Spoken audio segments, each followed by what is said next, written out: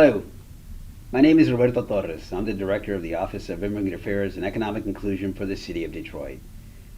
And it's my honor to be here with a good friend of mine, a colleague of mine. But before I introduce him, let me thank Dragon Eagle TV for allowing us to actually come to your presence to be able to talk about a topic that's very near and dear to us, and that's immigrant inclusion and immigrant investment. And I'm here with my good friend, Wojciech Zolnowski. Wojciech, could you introduce yourself and let us know what you do? Of course, thank you. Wojciech Zolnowski. I have the privilege to be the executive director of the International Institute, and one more time, I want to thank Dragon Eagle TV for giving us the opportunity to, talk about this exciting events that took place in the city of Detroit, and especially for the immigrants and immigrant entrepreneurship. Yeah, for people that don't know about the International Institute, the organization has been around for a number of years. Oh, yes. Twice as old as I am, I believe. How many years is that? Actually, as of this year, we enter into 101-year-old organization, and we are the oldest in not only in the city of Detroit in terms of a nonprofit, but I believe as an immigrant-based organization, we are the oldest in the state of Michigan. And I remember when I was a child, my parents going to the International Institute to get information about citizenship, about language assistance, even to help complete applications and forms. Basically, what is it that the International Institute offers? Of course. So the core services has not changed. So the basic, as you mentioned, language classes, especially English second language classes, citizenship applications. But what has changed, what has evolved with the time and the need of a community, we become innovative and specializing in what is called contextualized learning. And especially COVID-19 and everything went online, we had to be as well aggressive and proactive and adaptive to the point that we started offering programs that would suit various communities.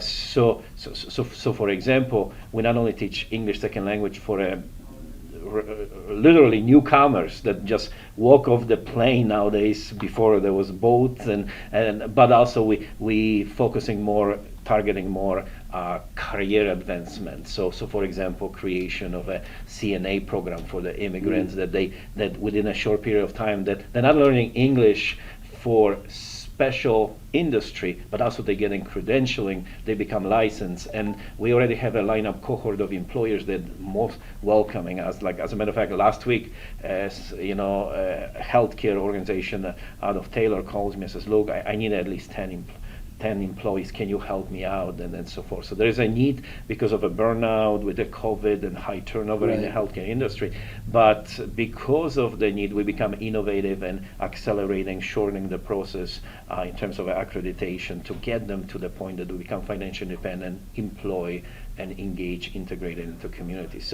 So the core, as you indicated, they are those are the pillars, but what has changed, what has evolved, innovations that allows the immigrants to simultaneously not working on their language proficiency, but more importantly, gaining the main features needed to be successful. So building a credit history, credit score, building employability skills, and we don't want them just to get what is called like floating jobs, so the minimum wages, so you're just bouncing from one job to another, but we're focusing on careers that would give them an opportunity to flourish and be value added to the community. So it's on us, organization at the International Institute, and we're very grateful through your office because that offer opportunities, the housing project in Warrendale. As a matter of fact, we will share a little bit later because I want to say until we get it, but there's another opportunity to add to that project, housing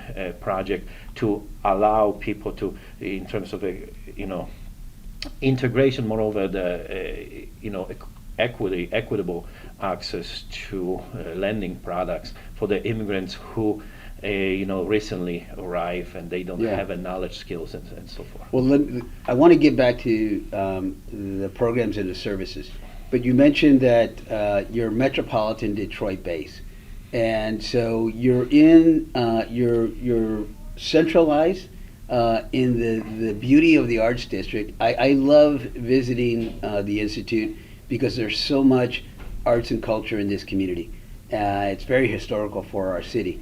But tell us, where are you located at? And this is where people can come. I know they can call, but what's your location and Of course. share that information. Well, I mean, we always say, so even though, we are metropolitan and we serving clients as far as Sheboygan, Michigan, and we just found out recently we can even assist because of a certain programs and services, Northern Ohio, and that's another project we're involving because Toledo and the neighborhoods, they applying actually in Detroit, not in Cleveland. We got the permission to assist, and that was a surprise to us. For 100 years we didn't know we could do that, and so forth. But so even though we have the metropolitan, institute has been always the homer for Detroit and many initiatives, and we extend our programs for Detroit and so forth. But so we are located on 111 East Kirby.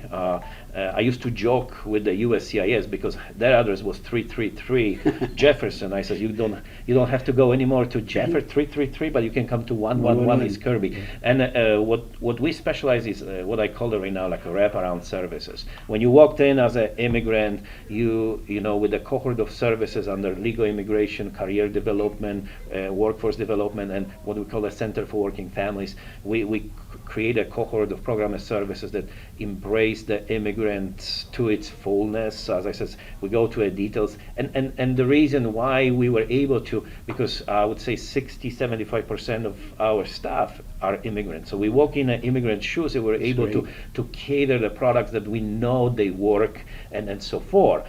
So there was the necessary, the innovation, because I was thinking like, why does it take 3, 5, 7 years? I mean, we experienced some of the products that immigrants were in this community for quite some times. Then we're looking, they don't have a credit score, credit history, meaning that they cannot fully function, and to extent it's not to their fault only because they didn't know. So that means that the system, the support cast organizations like us, we didn't do as good job as possible. But we are at the heart of the Midtown. People can come to us one-on-one. We have a safety protocols, but also they could, we can arrange Zoom meetings. We have a Google Forms that people can submit what they are interested in. They can follow us on Facebook, facebook.com IIM Detroit. You find all of the programs that we offer. There's daily feed of new programs that are offered and so forth. And many of those are offered at either no cost or minimal. Oh yes. Right? Well, not only yes, majority of our programs and services are offered at no cost whatsoever. There are some because legal or very complicated cases that cannot be underwritten under grant because there's a special, we charge some minimum wage to cover our time, manpower, and materials. Right. But it's if somebody calls us and had this experience, they will know, oh my goodness, I didn't know it's that cheap. Yes, you just gotta find it and so forth. And that's a thing. People don't know, and for many immigrants, they don't know how to ask. They don't know how to, they navigate within their own organization or community base or church base or mosque or temple. But I want them to know, and hopefully through a Dragon TV, the word gets around, and so forth. That people, any nationalities, any race, any gender, we just welcome everybody. We home away from home. And I appreciate, no matter what city I've been at, is that the international institutes are located in the heart of the city, and oftentimes they're likely the only their only agency that services an international population that is located within the city. So I'm very thankful that you've been here 100 years, right, serving the community. But they don't you mentioned folks coming to the office, but sometimes you go out into the neighborhoods. And one of the things that really impressed me about the International Institute is the recent work that you had with the Warrendale community, and it was for the community to actually plan into the future a better neighborhood for them, better services, better access. So tell us a little bit about that. Yeah, and I think it's been, you've been part of the journey. So it's been an exciting project, and the reason, even Roberto, before you, your predecessor actually approached us to see if we can assist, and that gave us so probably 5-6 years ago when we actually started. So and our involvement with Warrendale, it moved from just simply provide like language classes to the under Mayor Duggan there was this initiative of welcoming 60 families or so. But then we find out, hey, those are relatively younger families, and larger families as compared to the traditional American model, 3-5 kids. Yeah. So there was over like 279 individuals, and it was a great idea.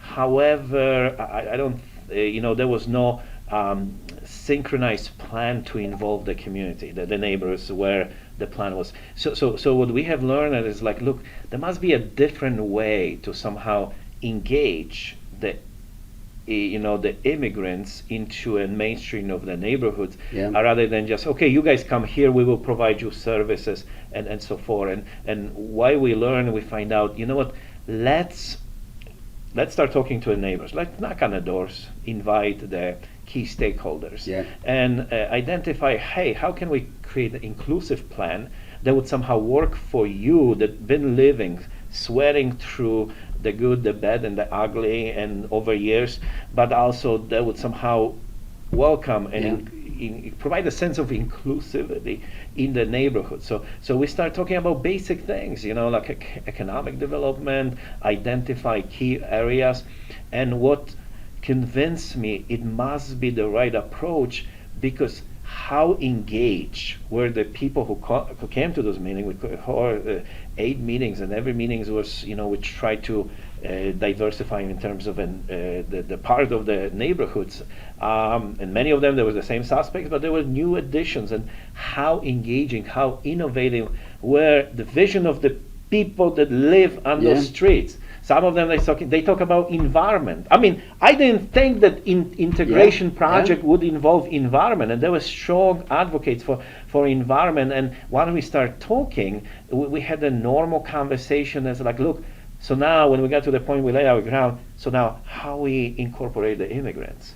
Not, hey, we dump on you immigrants, those are the streets that they live, but it was more of a, how in this plan. And I thought, you know what, you're right, because I would like to talk to my neighbors, but I'm afraid I don't know the cultural, especially because of a predominantly Muslim faith. So how do I approach? Am I even allowed to talk to a woman and so forth?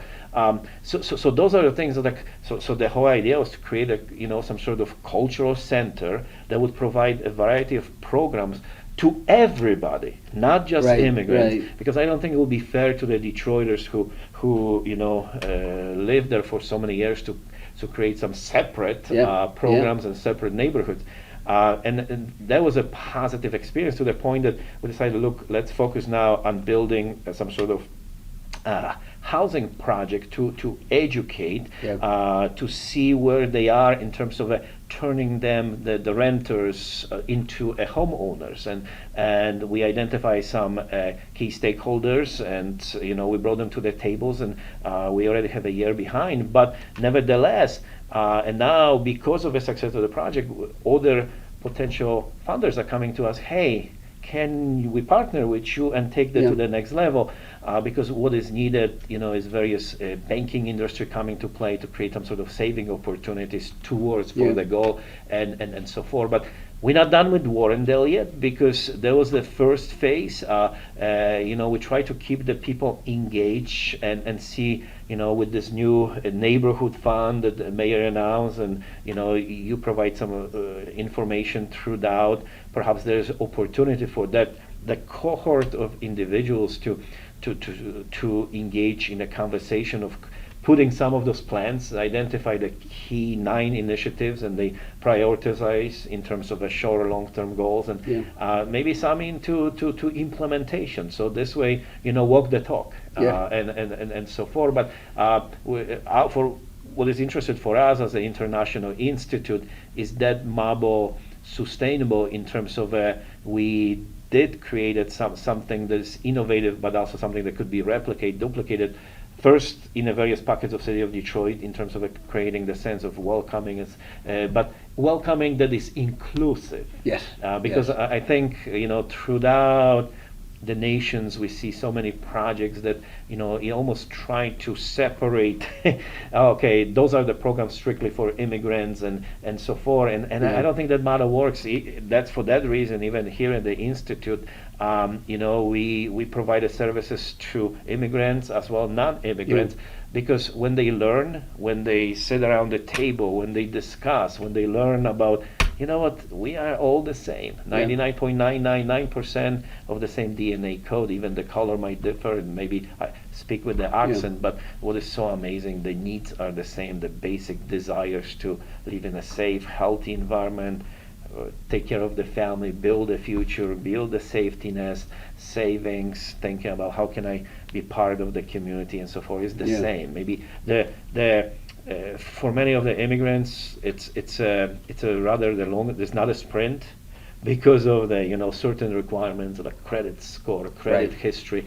But if we can capture and accelerate and guide them the right and simultaneously involve them in various products, I think we shorten the cycle and they become a value added to the community. You mentioned the office, and you mentioned Feiruz, my predecessor at the office.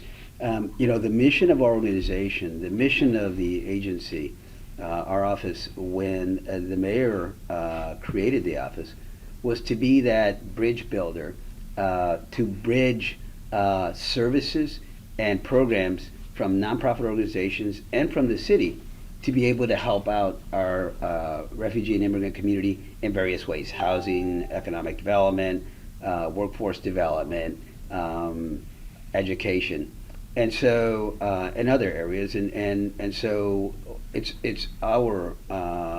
to our advantage to partner with organizations like the International Institute. One of the programs you mentioned, or one of the areas, was economic development, and economic development is a very broad topic because it also can include workforce development and entrepreneurship. Mm-hmm. And the city oftentimes has relationships with organizations like, for example, the National League of City. Or there could be foundations that we have a relationship with where we're able to actually take advantage of those programs, receive the dollars, but then we look to partners in the community like the International Institute to actually deliver the programming, because we don't do programming. What we do is we can make that happen by being able to participate in the way that our office can. So recently we were able to work with the Kauffman Foundation and receive funding for entrepreneurship, and we gave it a little twist locally. We decided we were going to actually do training of immigrant and refugee entrepreneurs, but also entrepreneurs in general from our community, to actually undergo this training program. Tell us a little bit about that on the what is the Fast Track program at the national level? Okay. Tell us about that. Absolutely. So that was we always welcome a challenge, and trying something new, something innovative. First when we engage in a conversation, doing a little research, there's a lot of data that supports the Kauffman Fast Track. Has success rate, and it's a great product, especially in time of pandemic, when you depend on a proven modules that would help. Every single step that, if you're thinking about starting a business, you would need to take into account. So you have this blueprint guidance that you just follow, and at the end comes this awesome product of your business plan. But what we didn't know that how much time it takes just to train ourselves. So when when we start talking about this, I actually started November of the last year with the application process, and that was relatively simple. And I thought that's it. Now but there was a lot of follow up December, January. We didn't know that it has to be the administrator and the facilitator. Thank goodness we had a capable staff that had business finance background, was able to somehow and agree to become a facilitator, because those are the critical components. It's somebody who has to almost like guide and go to the individual participants and remind them what they need to do and assist them as well. Find them appropriate resources, help them with editing and so forth. But so finally, when we completed the training, it was like end of February and beginning of March. The challenge that we face is because the project has to complete it by the end of July. Yes. So it's like we're running out of time. So we were able to create the program relatively quickly after we went through the very intense training, and using various social media promoted and I'm very grateful that you allow us to, even though initial thought was, hey, let's build and infuse the eligible immigrant population in the city of Detroit. We're Right. finding plenty, but it fits better our mission if we are inclusive and we engage immigrants and non-immigrants working together towards the same goal. And I think that was a positive impact of responding to the project, because initially we had 18 people that enroll after we went through interview, because we want to make sure that it is for them, because it's a lot Yeah. of self-motivated, self-directed program, so you have to be really committed. So after we identified 12, and that was like almost 50-50, 50 immigrant base and 50 not, so that was okay, that's a great mix. So let them, under the leadership of our facilitator, they were able to mesh and create their own project and the business plans that they're hoping eventually to come into fruition. So out of the 12, 8 completed, 6 business plans are already completed, fully edited and so forth. We still have one participant because and you had a chance to be part of the presentation, that he's deciding to change the line of business, and I think that's a part of the program too, the growing pains that he decided, going through all of the phases, that you realize, I don't think I have my program, my business idea is a little bit too broad. I have to narrow, be more specific.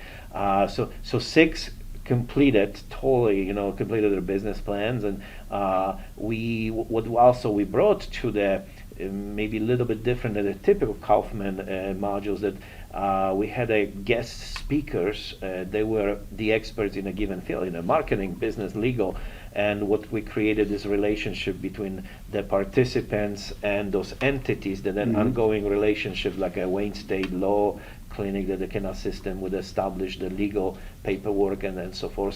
So it was first in Detroit, I believe, Kaufman Fast Track, and we're thinking this fall, learning, sitting down and see what we can make it better, because it was first time event for us. So there's a learning curve for us, how we can make it better and how to promote it with the right verbiage that people understand it, so there's no some sort of assume expectation what comes at the end, because it's free. Sometimes people take it for granted that, if I come, I come. Right. We want serious people, because maybe I sound as a cliche, but the small entrepreneurship is the backbone of rebuilding any type of neighborhood. So if those businesses come to fruition, and I think for us, and looking towards your office and other, it's like if we can find places where they can, those ideas, those business plans come into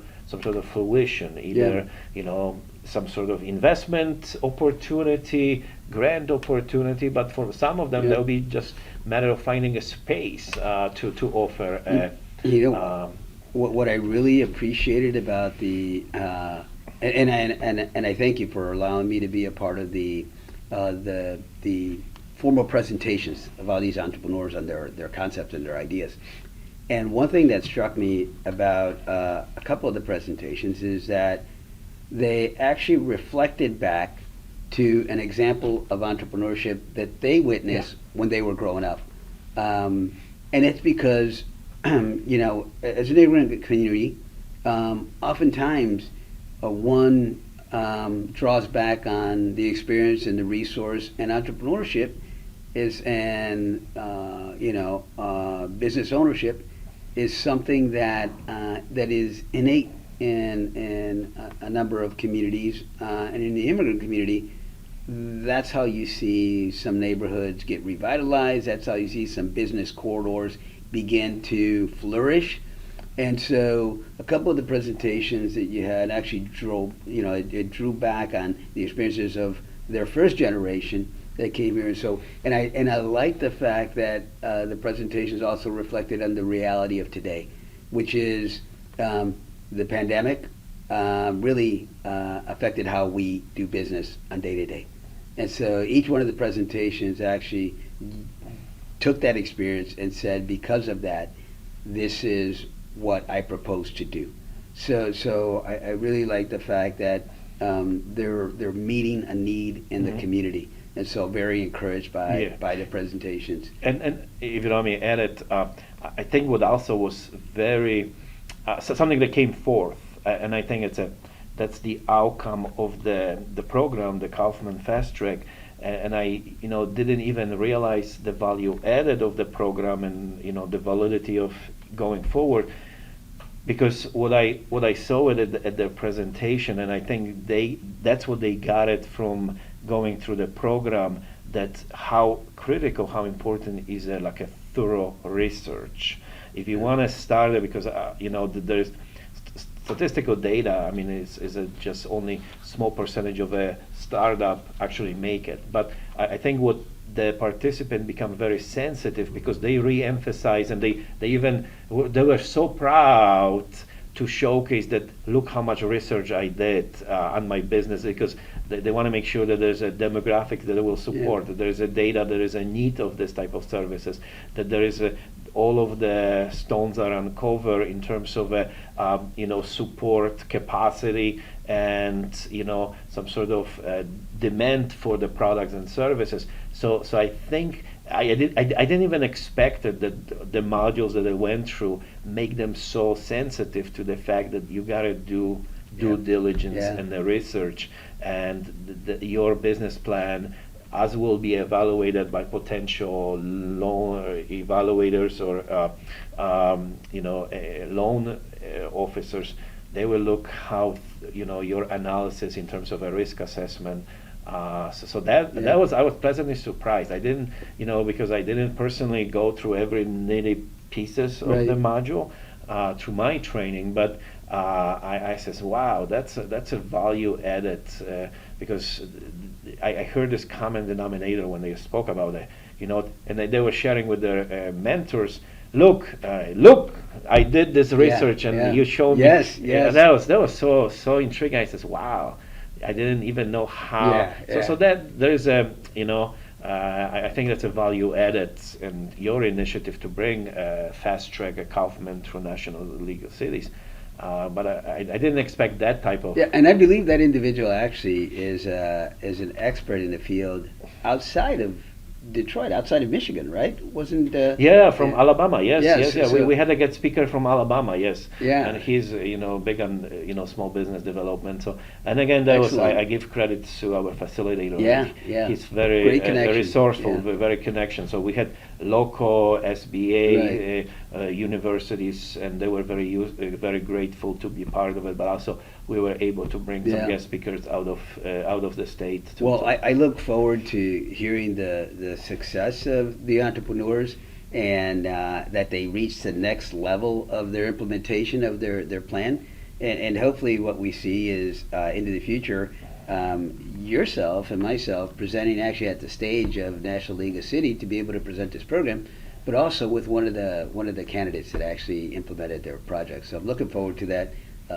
Thank you, Wojciech, for the work that you and your team have done in this space. We look forward to even more opportunities. And if there's folks that are out there that are considering being entrepreneurs or getting into a program, how do they get connected with the organization? Because we're looking at expanding Absolutely. the project. Absolutely. So they can, I mean, there's a cohort or list of contact information on our website, www.iimd.org. But more accurate, because it's a daily updated, is our Facebook. They can reach us directly, 313-871-8600, extension 241, or we have an even hotline strictly dedicated to any immigrant needs, 313-600 hold on, I have to find out. No, that's it. 600-1768. Okay, 1768. So there is various ways they can communicate with us, because we have a Google form that they can create a contact information. They can come to us, to eat a great food. Our restaurant is open. So there's so many different things. Yeah. I'm glad you said that, because one of the things that's very unique about the International Institute is that you also house other nonprofits and businesses Yes. that are international in nature. And in fact, I'm proud to say that Dragon Eagle TV is one of the most recent additions to the International Institute family, in that the Detroit home of the Dragon Eagle TV is here at the International Institute, and what better place than to be here in the Arts District? Of course, and I mean, we are so proud to be part of the future. But you know what? I think many of immigrant and non-immigrant community members, they follow their trusted sources, and Yeah. Dragon Eagle TV is in Asian Pacific communities, that's one of the source, and probably the new Detroit edition, Beacon of Detroit, which will be like some sort of spin-off. It'll be a great addition for the immigrant community, not only to get the information about what's going on and how we why not aim high and make the city of Detroit the destination of the Midwest destination, for many immigrants. That because as you know, there's more refugees coming, but the world has changed, and either we adopt with the needs, with the communication venues, communication tools, and I think having Dragon Eagle TV here, we can showcase, because we are a very humble organization. 101-year-old, but we just go about our business, and we don't necessarily, pound on our chest, and we just, hey, if immigrants are successful, we are successful. But nowadays you have to tell your story, and what's better way than be part of the Dragon Eagle TV network and the followers and so forth, and especially the director is so charismatic, so I think she can help us how to build a brand and communicate it right. You're so right, Wojciech. You're so right. We're thankful for the partnership of Lisa Gray and her team over at Dragon Eagle TV, and we know that this is just the beginning of the partnership.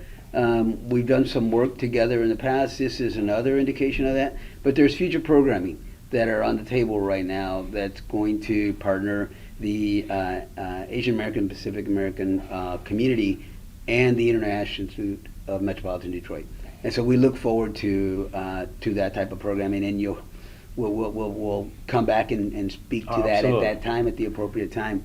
At this point, Wojciech, I just want to extend another thanks to you and your organization for the work that you've done and continue to do, and say hello to everybody on your team and your staff, and hopefully we'll all return back.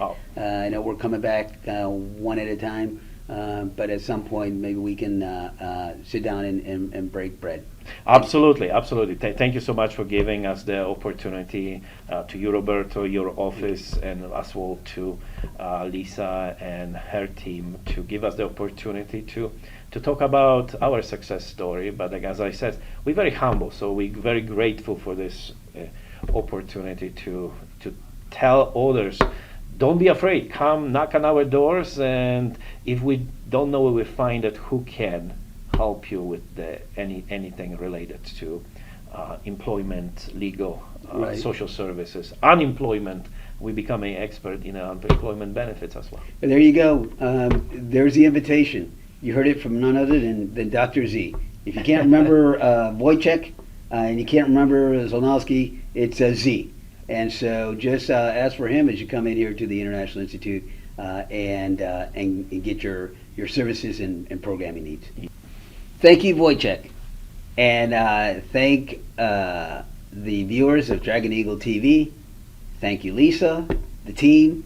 On behalf of the Office of Immigrant Affairs and Mayor Duggan, we thank you for watching.